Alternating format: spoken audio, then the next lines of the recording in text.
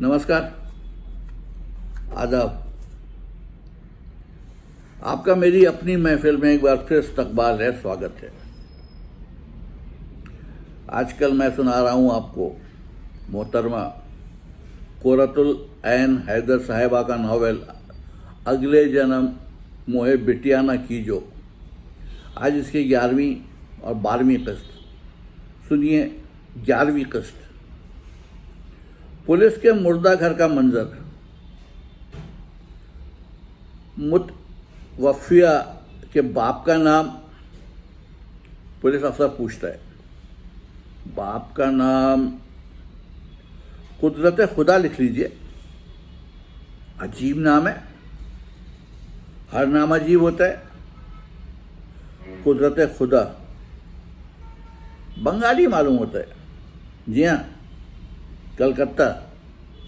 गालिबन इस जहान फ़ानी से कूच कर चुके हैं। उनकी कौमियत क्या थी? ब्रिटिश। मकतूल का पासपोर्ट नंबर 000। ठीक ठीक बताओ। लाश का पासपोर्ट 000। क्या आप फिर दौरा पड़ने वाला है? लाश का पासपोर्ट सफर है दुश्वार, ख्वाब कब तक, बहुत बड़ी मंजिल अदम है। नसीम जागो, कमर को बांधो, उठाओ बिस्तर, अजी उठाओ बिस्तर के रात कम है। औरत अब गाना शुरू कर देती है। पुलिस के लोग उसे ताज्जुब से देखते हैं। जवानी व हुस्न, जाहो दौलत, ये चंद अल्फाज के हैं झगड़े। अजल है इस्तादा दस्त बस्ता, नवीद रुखसत हर एक दम है। बसाने दस्ते सवाल साइल, तही हूँ हर एक मुद्दुआ से, तही हूँ हर एक मुद्दुआ से, तही हूँ हर एक मुद्दुआ से। औरत अब ग्रामाफोन रिकॉर्ड पर अटकी हुई सुई की तरह बेतकान दोहरा रही है। सफ़र है दुश्वार, सफ़र है दुश्वार, बहुत बड़ी मंजिल, बहुत बड़ी मंजिल अदम है, बहुत बड़ी मंजिल अदम अदम अदम।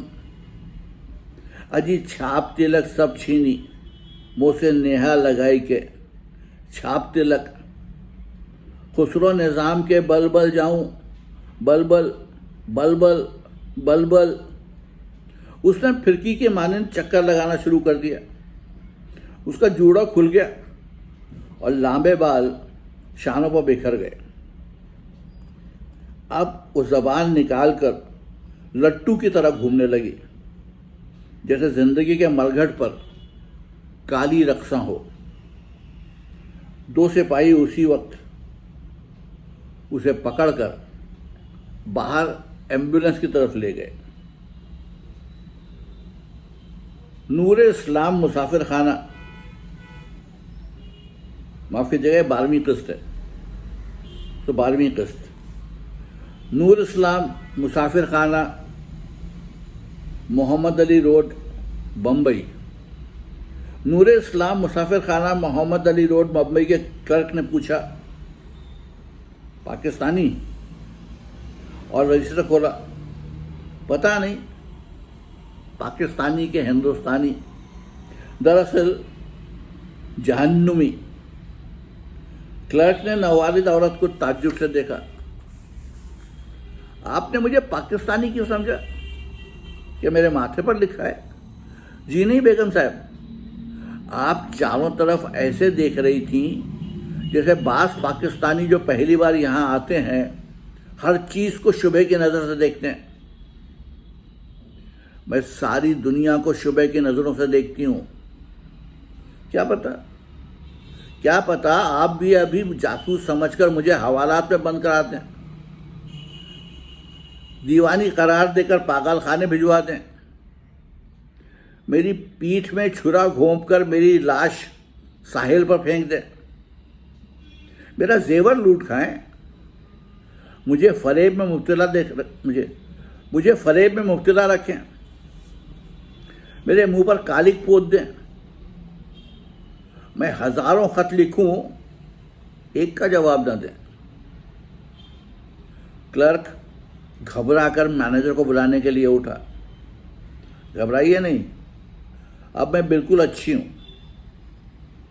ये मेडिकल सर्टिफिकेट देख लीजिए।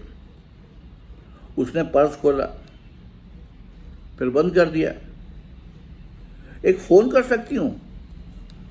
जरूर, क्लर्क ने कहा। औरत टेलीफोन डायरेक्टरी में नंबर तलाश करने लगी। चंद मिनट बाद उसने एक नंबर डायल किया। हेलो हेलो, शेख ताउस हैं? जी मैं हाजिर हूं, फरमाइए। कौन साहब? मैं रश्के कमर बात कर रही हूं। ओहो, रश्के कमर साहिबा, ईद का चांद कहां से निकल आया? सुना था आप कराची चली गई थी। जी हां, अभी आज सुबह 10 बजे ही वहां से वापस आई हूं। 25 बरस कबल जब वो आगा फरहाद के साथ बम्बई आई थी, शेख साहब के यहाँ कई महफिलें रही थीं। शेख ताउस भी उस ज़माने में अफसाने लिखते थे और शेर कहते थे। ताउस तखल्लुस था, अरसे से अदब से तायब हो चुके थे और अब लोहे के बड़े भारी व्यापारी थे। मगर गाहे बगाहे अदबी महफिलें मुनक्किद करते रहते थे और मुशायरों वगैरह की सरपरस्ती फरमाते थे। तो फरमाइए, कब मिलेंगी? उन्होंने पूछा। इत्तेफाक से गरीब खाने पर कल ही एक नशिस्त है। आपका क़याम कहाँ है? नूर इस्लाम मुसाफिर खाना। ओह, अगर वो ओबराय शेरटन या ताज में ठहरी होती तो शेख ताउस कहते, मैं खुद कार लेकर आपको लेने आऊँगा। अब उन्होंने ज़रा सर्द महरी से जवाब दिया। अच्छा, तो कल आप 7:30 बजे तक आ जाइए। मैं वर्ली सी फेस पर रहता हूँ, आपको बस आसानी से मिल जाएगी। मेरा पता लिख लीजिए। दूसरी शाम वो मुसाफिर खाने के क्लर्क से बसों के नंबर दरियाफ्त करके एक बस स्टॉप पर जाकर खड़ी हुई। बहुत लंबा क्यू था। आधे घंटे बाद वो एक गलत बस पर चढ़ गई। वो बम्बई के रास्तों से नाबलद थी। गलत बस स्टॉप पर उतर गई। दूसरी बस में सवार हुई। उसने हाजी अली पर उतार दिया। उस वक्त तक वो थककर चूर हो चुकी थी। ताज़ा दम होने के लिए समुंदर की दीवार पर बैठ गई। सामने एक टापू पर हाजी अली की खूबसूरत सफ़ेद दरगाह बकाए नूर बनी हुई थी। जुमेरात की शाम थी और लोगों के ठट पानी में बने हुए तवील पुख्ता रास्ते पर से गुजरते दरगाह की सिमत जा रहे थे। उसने दूर ही से फातिहा पढ़ी और एक बुर्कापोश औरत से वर्ली सीफेस का रास्ता पूछकर पैदल चलना शुरू किया। कुछ देर बाद एक आलीशान इमारत के सामने पहुंची। शेख ताउस का बढ़िया फ्लैट 5वीं मंजिल पर था। ड्राइंग रूम में महफिल नाउनोश गर्म थी। रश्के कमर अपने खिचड़ी बालों में मामूली सारी बुझी हुई शख्सियत की वजह से म्यूनसिपैलिटी की स्कूल टीचर मालूम हो रही थी। बल्कि उनमें से एक ने तो पूछ भी लिया, क्या आप किसी स्कूल में पढ़ाती हैं? साहिब खाना और अल्ट्रा फैशनेबल बेगम ताउस ने किसी खास गर्मजोशी का इजहार न किया और एक दो गज़लें सुनकर मेहमानों ने रस्मी वाह के बाद नज़रअंदाज कर दिया। वो एक कोने में खामोश बैठी रही। रात के 10 बज चुके थे। लोग डिनर के लिए उठे। उस वक्त एक साहब उससे बातें करने लगे। वो दिल ही दिल में उनकी बहुत मशहूर हुई। वो प्लेटें लेकर उसके साथ समुंदर के रुख एक दरीचे में आ बैठे। वो खां साहब कहला रहे थे। वो खां साहब कहला रहे थे और निहायत माकूल और भले आदमी मालूम होते थे। खाना ख़त्म करते ही उन्होंने साहिब खाना से इजाज़त दी। मुझे अपने काम के सिलसिले में ठीक 11:30 बजे एक जगह पहुंचना है। मैं कुलाबा रहता हूँ, आप कहाँ जाएंगी? उन्होंने रश्क कमर से दरियाफ्त किया। मोहम्मद अली रोड। मुझे भी साउथ बॉम्बे जाना है, लेकिन रास्ते में ज़रा सा काम है, उसके बाद आपको पहुंचा दूंगा। आपको कोई एतराज़ तो नहीं? वो नीचे आकर खां साहब की कार में बैठी। खां साहब ने इंजन स्टार्ट करते हुए कहा, कमर साहिबा, मैं इम्प्रेसारियो हूँ, आर्टिस्ट में डील करता हूँ। मुझे ऐसा महसूस होता है कि आप महज रस्मी किस्म की शायरा नहीं हैं। मुझे ऐसा महसूस होता है कि आप महज रस्मी किस्म की शायरा नहीं हैं।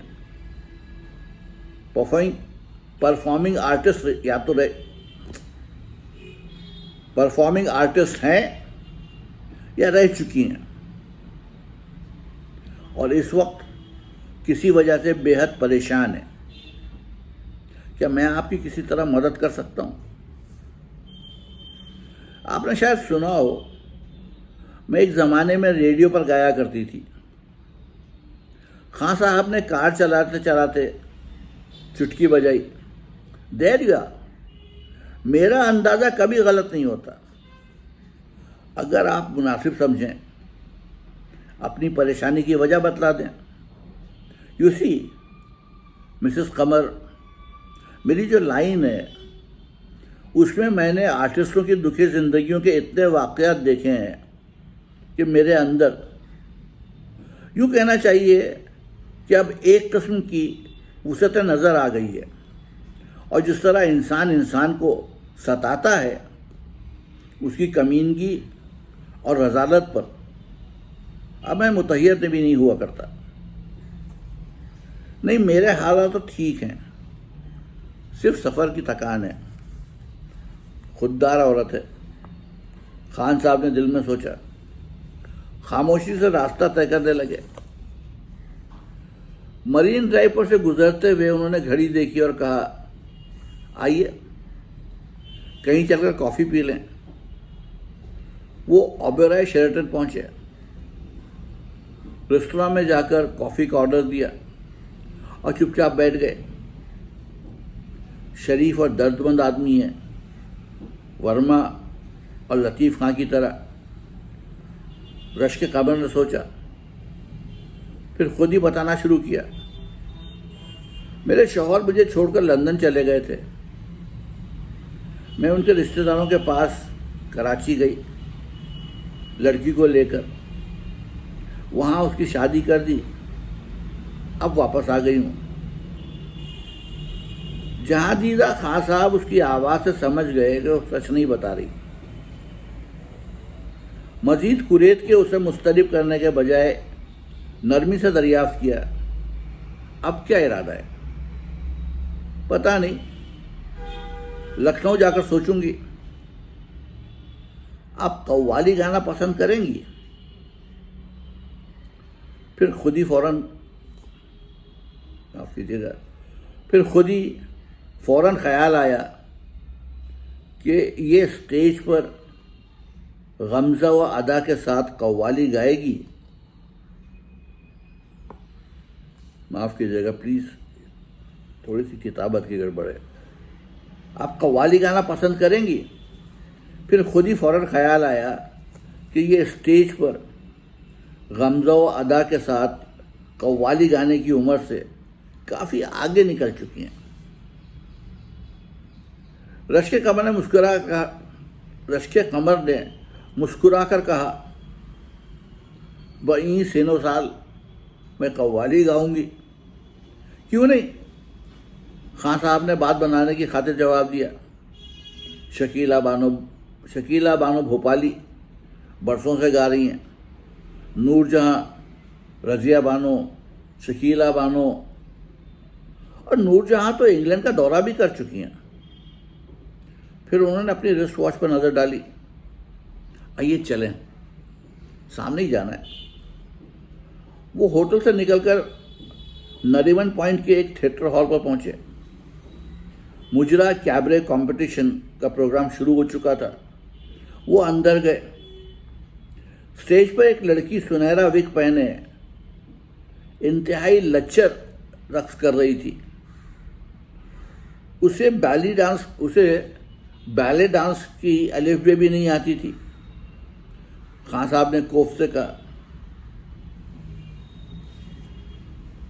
एक मिनट, इसे बैली डांस की अलिफ भी नहीं आती।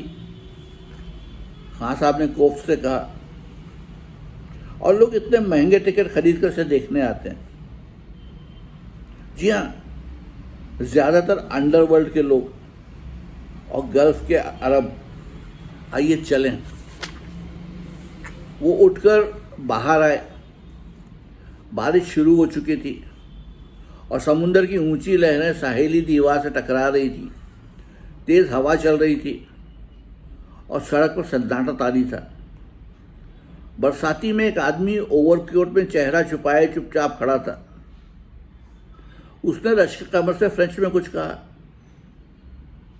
वो घबरा कर खान साहब के बराबर दुबक गई।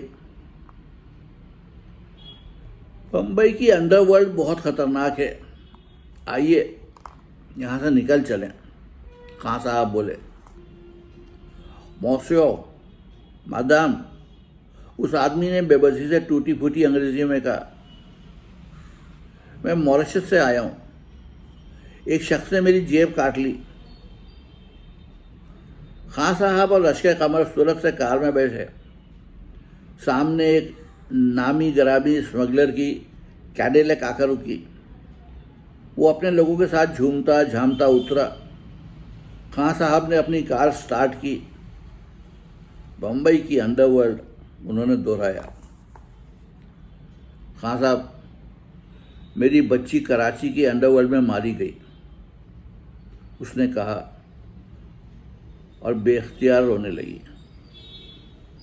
खान साहब ने कार की रफ्तार धीमी की और नरमी से बोले, मुझे पूरा वाक़या बतला दीजिए। तब उसने पूरी दास्तान उनको मुख्तसरन सुनाई। फिर सिपाही मुझे अस्पताल ले गए और जापानी साहब को इत्तला की। उस बेचारे ने मुझे एक मेंटल होम में दाखिल करा दिया। इलेक्ट्रिक शॉक लगाए गए। 4-5 महीने इलाज हुआ। जापानी ने सारा खर्चा उठाया। वो टोक्यो लौटने वाले थे। मुझसे कहा मुझे किसी और जापानी या अमेरिकन के यहाँ नौकर रखवा देंगे। तभी मेरे पास मस्कत से पोस्ट किया हुआ जमीलुन का 4 सत्रों का पर्चा पहुंचा कि वो सख्त बीमार है और उसकी देखभाल और माली आनत के लिए कोई मौजूद नहीं। मैं रात भर दिन भर रोती रही। जापानियों ने मेरी ये हालत देखकर और उस खत की बुनियाद पर मेरे लिए परवाने राहदारी की तगोदो की। उसमें 1 साल लग गया। इजाज़त मिलते ही मेरे लिए प्लेन का टिकट खरीदा। एयरपोर्ट पर मुझे खुद पहुंचाने आए। मेरा रोआं रोआं जापानी मियाँ बीवी को दुआएं देता है। रवानगी से 1 दिन कबल माँ पारा को खुदा हाफिज कहने कब्रिस्तान गई थी। बहुत देर तक उसकी कच्ची कब्र के सिराने बैठी रही। अचानक बहुत गहमा गहमी शुरू हो गई। किसी वीआईपी का जनाजा लाया जा रहा था। टेलीविज़न कैमरे, प्रेस रिपोर्टर, फूलों की बड़ी बड़ी स्याह रिबनों वाली रीत, सफ़ेद शिफॉन और जॉर्जेट की साड़ियाँ, सफ़ेद सैंडल्स पहने, सफ़ेद पर्स संभाले, स्याह चश्मे लगाए, हल्के मेकअप किए, नफासत से सर ढांपे, सोगवार बेगमात। मैं बस स्टॉप की तरफ जाने के लिए उठी। रास्ते में जनाजे के जुलूस में आई हुई शानदार इम्पोर्टेड कारों की इतनी तवील कतार थी कि मैं उनके गुजरने के इंतज़ार में सड़क के किनारे एक संगे मील पर बैठ गई। एक कार में से एक सफ़ेद शिफॉन की साड़ी और स्याह चश्मे वाली बेगम उतरी।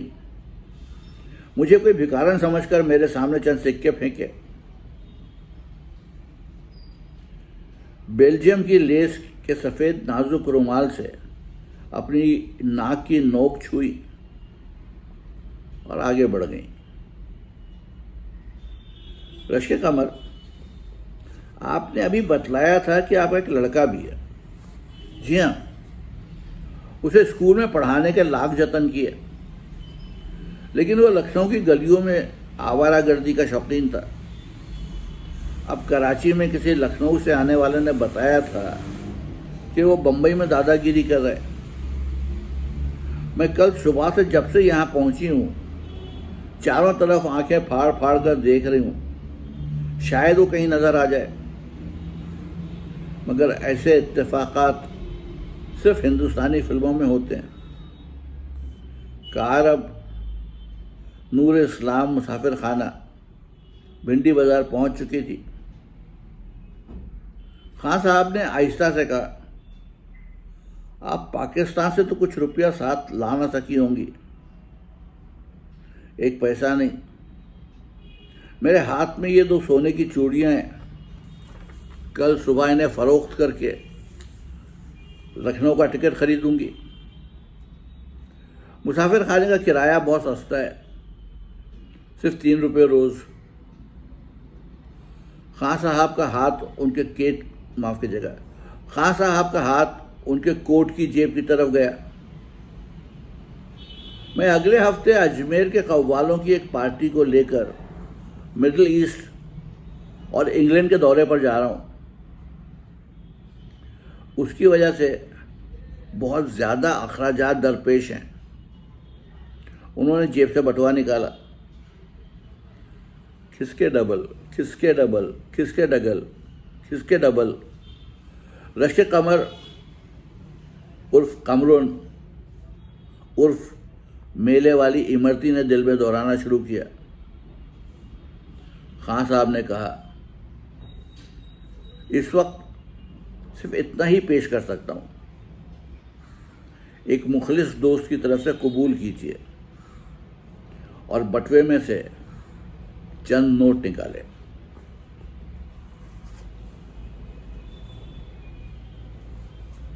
तो ये थी इस कहानी की 10वीं और 11वीं किस्त।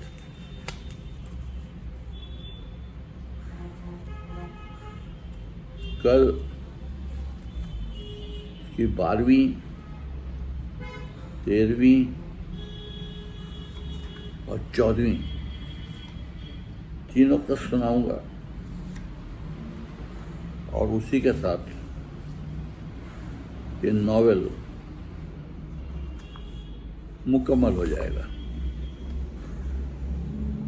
तब तक के लिए इजाज़त दीजिए। आदाब।